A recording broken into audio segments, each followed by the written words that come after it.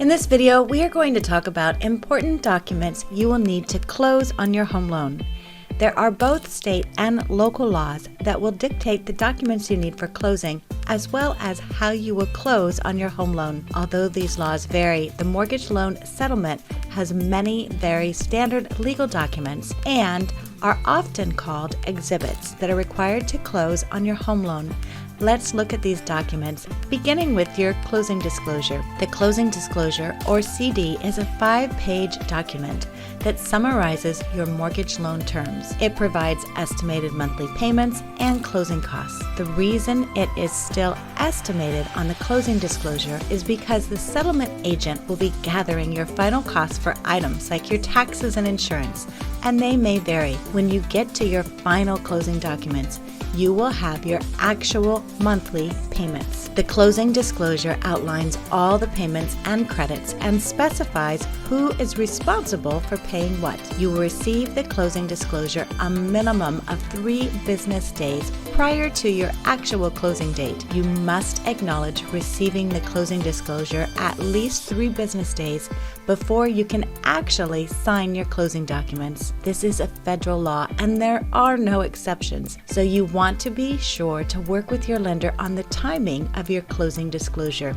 The 3 days is designed to allow you to compare your original disclosure, called the loan estimate, with your closing disclosure and compare the costs. Let's go on to the next documents, which are the title documents. Title insurance ensures that the seller is the legal owner of the property and that there are no claims, liens, or pending judgments against the property that would prevent you from taking ownership. The title is issued before closing, but you are required to pay for it at the closing table. Every lender requires title insurance. The company issuing the title insurance policy will have researched the legal records on the property to ensure that you are receiving what is called a clear title or ownership to the property upon transfer. Title companies may offer both a lender's policy and an owner's policy. A lender's policy is required, so you have no choice on that, but the owner's policy is not required. However,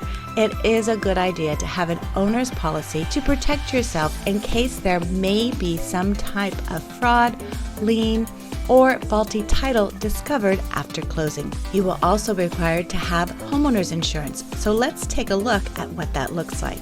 Your lender will require you to have homeowner's insurance on the property for at least the amount of the replacement cost of the property. You should make sure that your policy covers the value of the property as well as the contents in the event that they are destroyed by a catastrophic event. Homeowners insurance policies must be paid for and be active at the time of closing, and often require the borrower to pay 1 full year plus 2 additional months up front at closing. These funds are often placed into what is called escrow that will hold the funds and pay them out to the insurance company annually when they are due. Now, let's look at the mortgage note. The mortgage note is also called the promissory note and is legal evidence of your indebtedness and formal promise to repay the debt on the home plus interest within an agreed upon length of time. The mortgage note sets the amount and terms of the home loan and also recites the penalties and steps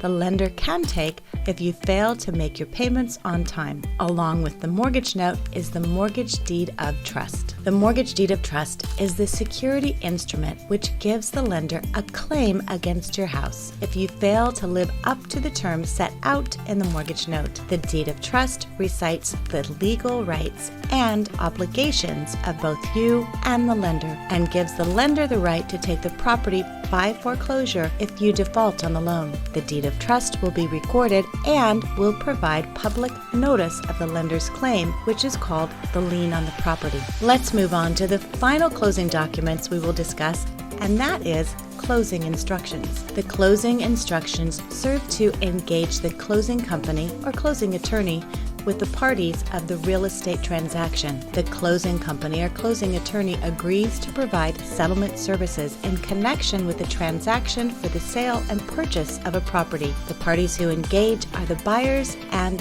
sellers. The documentation authorizes the closing company or closing attorney to obtain information necessary for the closing. The closing company, in turn, agrees to prepare, deliver, and record all documents necessary to close the transaction. Any additional documents that will be needed for your closing will be set out in the commitment letter from your mortgage lender and will depend upon the terms of the sale, peculiarities of the property, and local ordinances. Examples may include documents like certificate of occupancy, termite inspection, flood insurance, water rights, transfers, radon tests, etc. Regardless if the documents are lender or state specific, they should not be taken lightly. Take your time to review them and ask questions. It's also important to remember that you have a deadline for your closing, which is usually dictated by your sales contract. So make sure that you get your documents together and reviewed on time.